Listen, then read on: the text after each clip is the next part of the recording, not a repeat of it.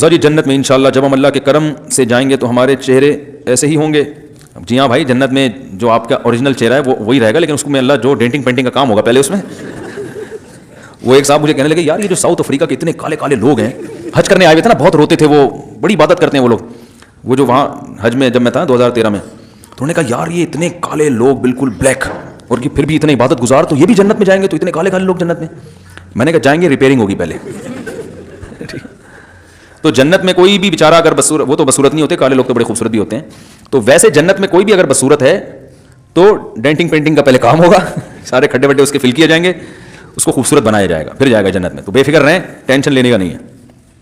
Artificial انگوٹھی خواتین کے لیے جائز ہے؟ میں نے سنا کہ آپ صلی اللہ علیہ وسلم نے ناپسند فرمایا، اگر ایسا ہے تو جائز ہے آرٹیفیشل انگوٹھی، کوئی گناہ نہیں ہے. لیکن دھاتوں کی جو انگوٹھی ہے اس میں علماء کا اختلاف ہے کہ سونے اور چاندی کے علاوہ کسی اور دھات کی انگوٹھی بھی پہن سکتی ہے. دھات سے مراد جیسے تانبا ہے، پیتل ہے، تو اس میں احتیاط یہی ہے کہ صرف سونے چاندی کی انگوٹھی پہنے، انگوٹھی کسی اور کوئی اور نہ پہنے.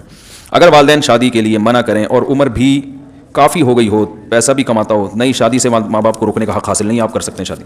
بالغ ہو گیا، اپنے خرچے پہ کر رہے ہیں، والدین نہیں روک سکتے.